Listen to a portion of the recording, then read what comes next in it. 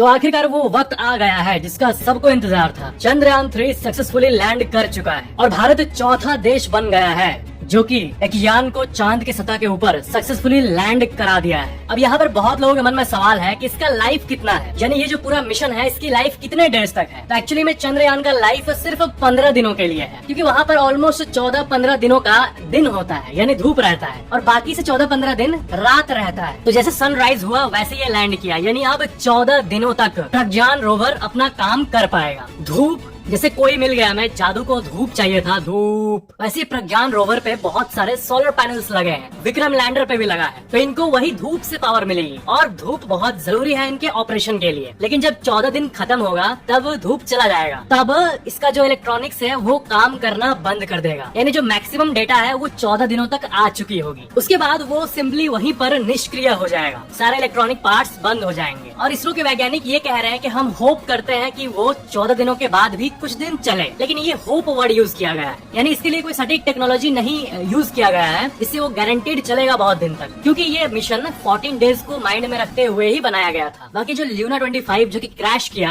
अगर वो लैंड होता तो उसके अंदर एक ऐसा पावर जनरेटिंग टेक्नोलॉजी था प्लूटोनियम के जरिए, जिसके चलते उसको 1 साल तक पावर मिलती। तो इस मामले में सबसे अच्छी न्यूज ये है ना कि इसरो एक्चुअली में इस टेक्नोलॉजी पे काम कर रहा है, एक ऐसा प्लूटोनियम का पावर सोर्स बनाने का जिससे अपकमिंग मिशन में 1 साल तक पावर मिले। लेकिन फिलहाल चंद्रयान जो है ये 14 डेज तक बहुत सी रिसर्चेस करेगा साउथ पोल में, वाटर, हीलियम 3 और ऐसे कई चीजें हैं जिसके बारे में आपको पता होना ही चाहिए कि ये मिशन आखिर हुआ किस लिए है। तो चलो उन सुपर इंटरेस्टिंग डिटेल्स को हम समझते हैं। किसी भी प्लेनेट या फिर सैटेलाइट, जैसे कि मून एक सैटेलाइट है, तो उसका जो नॉर्थ पोल और साउथ पोल है ये दोनों काफी इंपॉर्टेंट है हमारे लिए। या फिर किसी भी जगह पर चले जाओ, चाहे आप जुपिटर के किसी मून पर चले जाओ, तो वहाँ पर नॉर्थ और साउथ पोल में जो चीज एक्यूमुलेटेड है या फिर जो भी चीजें वहाँ मौजूद है वो बहुत ही मिस्टीरियस होती है हमारे लिए। जैसे कि धरती का जो सबसे एक्सट्रीम कंडीशंस है वो यहाँ के नॉर्थ और साउथ पोल में ही है, और इक्वेटर का जो रीजन है इसे तो कोट एंड कोट सेफ माना जाता है ना, क्योंकि ज्यादातर कंट्रीज इक्वेटर पे मौजूद है उसी के आसपास और नॉर्मली सब कोई रह रहे हैं। लेकिन जो एक्सट्रीम कंडीशंस है वो नॉर्थ और साउथ पोल में होता है। रिसर्चेस के हिसाब से साउथ पोल में जो प्रेजेंस ऑफ वाटर आइस है वो बहुत मात्रा में है, और इसी के बारे में और डेटा धरती चाहता है। मून के इस रीजन में कभी भी सनलाइट नहीं पड़ता है, और ये एक ऐसा रीजन है जहाँ पर परपेचुअल डार्कनेस था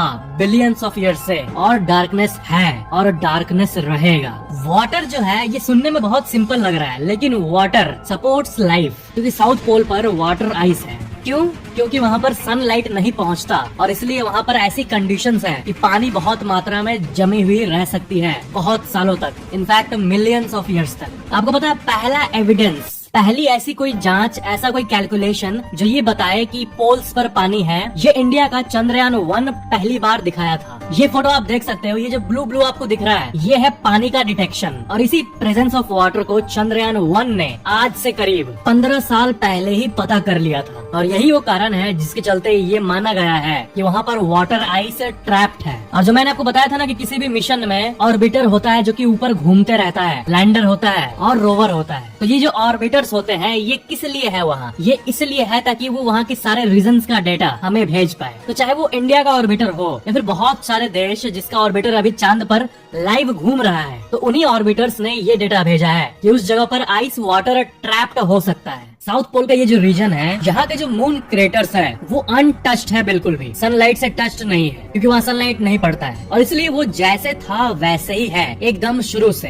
तो जो सोलर सिस्टम का सारा रिकॉर्ड है, ये सोलर सिस्टम का ओरिजिन, इसका जो एविडेंस है वो अनटच्ड तरीके से वहाँ पर मौजूद है। मतलब समझ रहे हो ना कि वहाँ का जो रीजन है वो बहुत छोटे रीजन में है, वो बहुत ही ज्यादा अनइफेक्टेड है, सनलाइट से भी अनइफेक्टेड। जो एस्ट्रॉइड्स आके मून से टकराते रहते हैं जिसके चलते वहाँ क्रेटर्स बनता है, वो भी ज्यादातर इक्वेटर को आके हिट करता है, और जो पोल्स वाले एरिया है वो ज्यादातर अनडिस्टर्ब रहते हैं। तो यहाँ से हमें जो भी डेटा मिले उससे हमारे सोलर सिस्टम के उत्पत्ति के बारे में भी बहुत जानकारी हमें मिलेगी। ऐसी और भी कई कैलकुलेशंस की गई है जिससे ये पता चला है कि वहाँ पर hydrogen, ammonia, methane, sodium, mercury, silver, in fact इतनी सारी चीजें मौजूद है, और इसलिए उस जगह को the place for untapped resources माना जाता है। यानी ऐसी जगह जो कि खजाना है लेकिन उसको कोई टैप नहीं कर पाया है। चांद का जो साउथ पोल है वहाँ पर टेम्परेचर -150 से -200 डिग्री सेल्सियस तक पहुँच जाता है। मतलब जितने भी इलेक्ट्रॉनिक इक्विपमेंट्स होंगे जैसे कि सोलर पैनल या फिर उसका बॉडी या फिर उसके चक्के, ये सब आप सोचो इस तरह बिल्ड की गई है ऐसे मटेरियल से जिससे वो एक्सट्रीम कोल्ड ऐसे टेम्परेचर में भी वर्क करते रहे। अब जितने भी इलेक्ट्रॉनिक चीजें हैं, चाहे आपका फोन हो, टीवी हो या फिर कोई भी चीज हो, उसके अंदर सर्किट बोर्ड्स होते हैं और माइक्रोस्कोपिक लेवल्स पे वो जो सर्किट बोर्ड होता है वो काम कर रहा होता है। पूरे सर्किट बोर्ड के किसी 1 मिलीमीटर के पार्ट में अगर कोई शॉर्ट सर्किट या फिर कुछ भी एरर हो जाता है तो पूरा सर्किट काम करना बंद कर देता है। इलेक्ट्रॉनिक सामान इतना कॉम्प्लेक्स होता है, लेकिन वही अगर ऐसे हार्श कंडीशन में चलाने के लिए बिल्ड किया जाए तो सोचो किस तरह का डिटेलिंग का इस्तेमाल किया जाता होगा कि वो मून के साउथ पोल के -200 डिग्री वाले रीजन पे काम करे।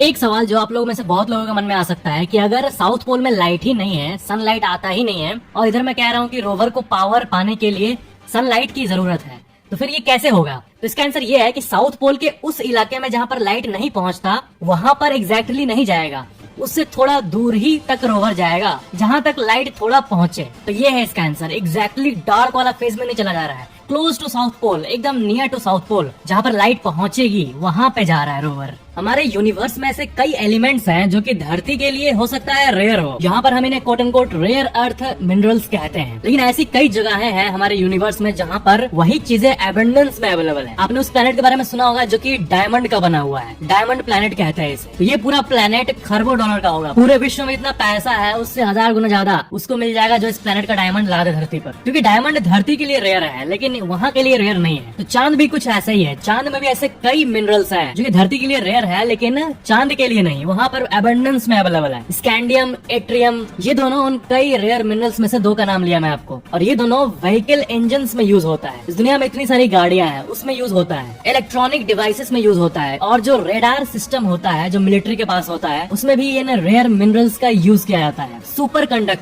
सुपर कंडक्टर्स में भी इनका यूज किया जाता है। हीलियम 3 जो कि एक रेयर एलिमेंट है, ये एक ऐसा गैस है जो कि क्लीन और पावरफुल फ्यूल के तौर पर यूज किया जा सकता है। कहाँ पर? न्यूक्लियर फ्यूजन रिएक्टर्स में। और ये धरती पर कम है लेकिन चांद में बहुत मात्रा में है। और फाइनली वाटर से बड़ी चीज और क्या होगी? अब ल्यूनर आइस अगर मिल जाए तो इससे बड़ी बात और कुछ नहीं होगी। He3 हीलियम 3, इसको आप हल्के में मत लो प्लीज। हीलियम 3 जो है ये एक ऐसा एलिमेंट है जिसको कि मैजिकल माना जाता है। आपको पता है ये एक extremely rare form of helium है जो कि सूरज यानी सन के कोर में पाया जाता है, और कोर से फिर वो धरती और चांद और बाकी प्लैनेट्स की तरफ छोड़ा जाता है। यानी सन से तो कई चीजें रेडिएट होते रहती हैं। तो ये जो हीलियम 3 है ये उसी में से एक है, और ये चार्ज्ड पार्टिकल है, और ये चार्ज्ड पार्टिकल्स हीलियम 3 के हमारे धरती के मैग्नेटिक फील्ड जो है इससे डिफ्लेक्ट हो जाते हैं, क्योंकि धरती का जो मैग्नेटिक फील्ड है ये हमें प्रोटेक्ट करता है इन चीजों से। तो ये जो हीलियम 3 है ये धरती पे कभी हिट ही नहीं होता, लेकिन चांद जहाँ पर मैग्नेटिक फील्ड नहीं है, और मैग्नेटिक फील्ड इसलिए नहीं है क्योंकि उसका कोर जो है वो बहुत स्मॉल है, और क्योंकि वहाँ मैग्नेटिक फील्ड नहीं है इसलिए वहाँ पर He3 यानी हीलियम 3 बहुत एबंडेंस मात्रा में कलेक्ट हो गई है। और हीलियम 3 इसीलिए इतना इम्पोर्टेंट है क्योंकि न्यूक्लियर फ्यूजन रिएक्टर में जब इसको यूज किया जाएगा तब इससे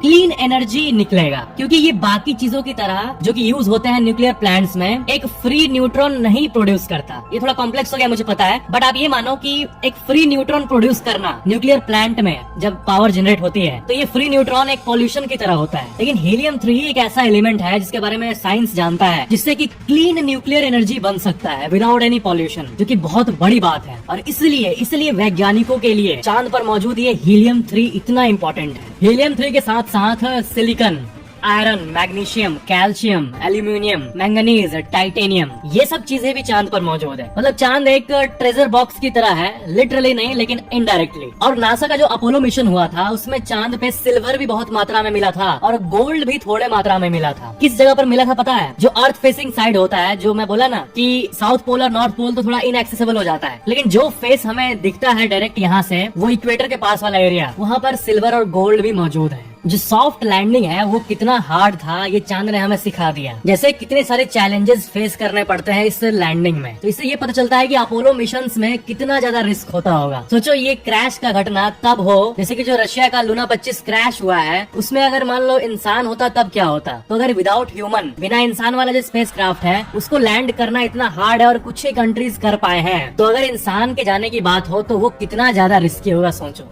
अच्छा मान लो एक क्वेश्चन है आपसे कि मान लो कि आपको अगर मौका मिले कि आप चांद पर उतर पाओ, जैसे कि नील आर्मस्ट्रांग उतरे थे, मतलब बहुत रिस्क है इसमें, लेकिन अगर मौका मिले तो क्या आप इस ब्यूटीफुल प्लेनेट को छोड़कर उस थ्रिल में जाना चाहोगे? सबका अलग अलग ओपिनियन होगा, लेकिन नीचे कमेंट जरूर करना और सब्सक्राइब करके बेल आइकन जरूर ऑन कर लेना।